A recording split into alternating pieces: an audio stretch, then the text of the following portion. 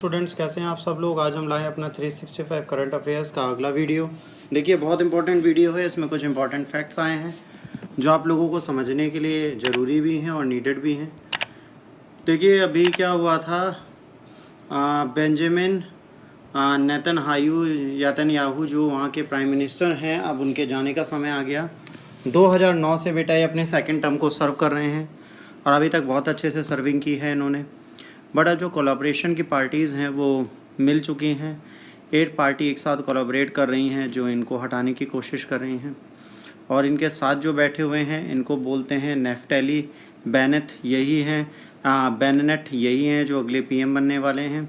तो यहाँ पर क्या है, नेफ्टली बेनेट और याहिर लैपिड ये दोनों मिलकर प्राइम मिनिस्टरशिप की पोस्ट पे रहेंगे 1-2 साल के लिए, उसके बाद अगला बंदा बनेगा। तो before we begin our lecture, एक छोटी सी चीज़ की प्राप्ति आई लाया आपके लिए, हर घर लड़की अफसर योजना, जिसके तहत आपके घर की कोई भी लड़की अगर आईएएस बनना चाहती है तो वो 27,100 रुपये टोटल देकर यानी इंस्टॉलमेंट हमारे साथ जुड़ सकती है।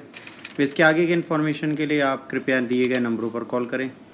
देखिए अगर आप बात करेंगे बेंजामिन नेतन्याहू की, तो इनकी फैमिली क्या है, नेतन मिल्सवॉकी थे 1879 से 1935 तक, जियोनिस्ट एक्टिविस्ट थे, और सरहा लूरी थी। तो ये दोनों इनके ग्रैंड मदर हैं और ग्रैंडफादर हैं। इसके बाद बेंजामिन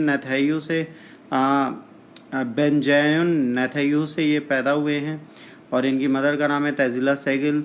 इनसे इनके 3 लोग हैं। पहला है योनातन नेतन्याहू जो मिलिट्री कमांडर रहे हैं 46 से 76। इसके बाद ये भाई साहब खुद हैं बेंजामिन नेतन्याहू, और उसके बाद ईडो नेतन्याहू जो फिजिशियन हैं।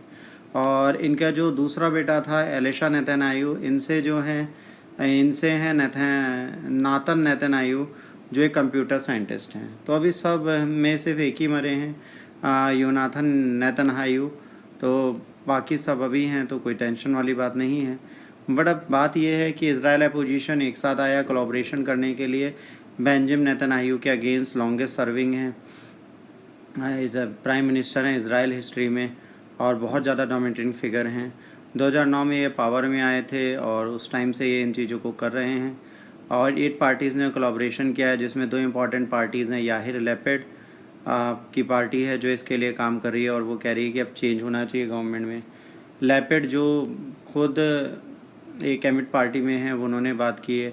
और इसके साथ सबसे बड़ी बात है बेटा, लेफ़्ट विंग्स में जो अरब पार्टीज़ हैं वो भी जुड़ रही हैं। कोलैबोरेशन की गवर्नमेंट में क्या होगा, मिस्टर बेनेट जो हैं फार फाइट ज्वेश होम जो है उनका, तो ये फार राइट ज्वेश होम फाउंड किया यमीना उसके पहले था, और पीएम जो थे इनके साथ थे। 2 साल के लिए पीएम बनेंगे शुरुआत में, और उसके बाद मिस्टर लैपिड बनेंगे।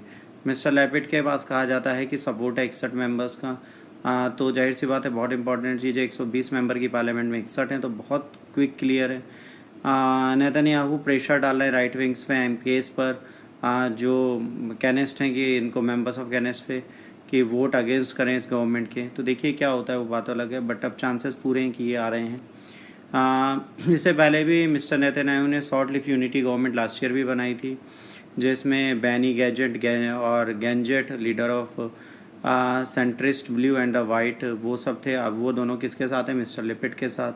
तो नेतन्याहू के लिए थोड़ी सारी प्रॉब्लम है। देखिए इंडिया की पॉलिटिक्स से ज़्यादा कंट्रोवर्शियल और ज़्यादा कॉम्प्लेक्स पॉलिटिक्स यहाँ की है। फिर अगर ये सब हो जाता है और इनकी गवर्नमेंट जीत जाती है तो बहुत सारी प्रॉब्लम आएगी इनके साथ। तो इनको हटाने के लिए सब लोग साथ में आ गए।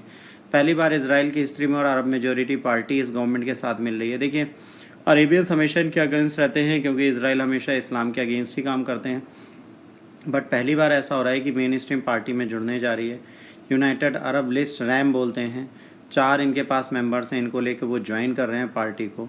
तो पॉलिटिकल सेपरेशन वॉल को ख़त्म कर रहे हैं। देखिए रीज़न पूछा जाता है ये क्यों सेपरेट हुए या ये पार्टी क्यों वीक हो रही है या इनको पीएम पोस्ट से क्यों हटना पड़ा है। तो सिंपल सी रीज़न है, अभी जब ये गाजा फैटल हो रही थी तो उस टाइम पे एक बहुत अच्छे फिगर बन के उभरे, बट जो अंदर राइट हुई, प्रोटेस्ट हुए, उसके बाद इन्होंने जो अनकंडीशनल सीज़ फायर कर लिया, ये एक बहुत बड़ी प्रॉब्लम थी।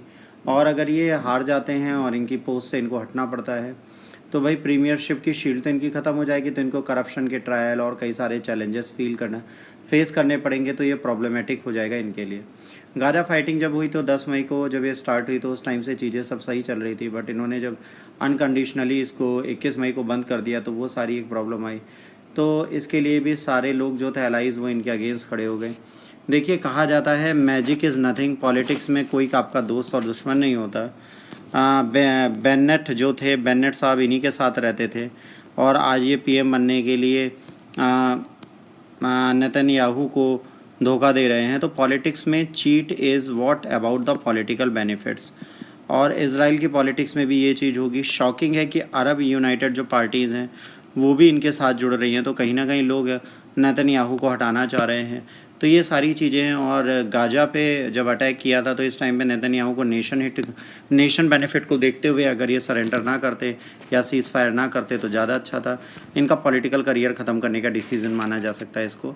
बाकी अहेड है, देखते हैं पॉलिटिक्स में जब ये बैठते हैं तो ये क्या नया हमारे इन देशों को देते हैं, क्या नया इज़राइल करती है। अब इसके लिए जस्ट वेट एंड वॉच है। अगर आपको ये वीडियो अच्छा लगा तो प्लीज़ लाइक, शेयर और सब्सक्राइब करिए। देखिए, कोविड फैला हुआ है, घर पे रहें, सुरक्षित रहें, सचेत रहें, क्योंकि अभी वायरस ख़त्म नहीं हुआ, थर्ड वेव आने के चांसेस हैं। अगर आप सोशल मीडिया में मेरे साथ जुड़ना चाहते हैं तो इंस्टाग्राम की आईडी है मेरी सात्विक_राणा26, आप उस पर जुड़ सकते हैं, मुझे मैसेज कर सकते हैं, मैं उनका जवाब आपको ज़रूर दूंगा। आज के लिए इतना ही। साइनिंग ऑफ, सात्विक Rana. God bless you all. जय हिंद, वंदे मातरम।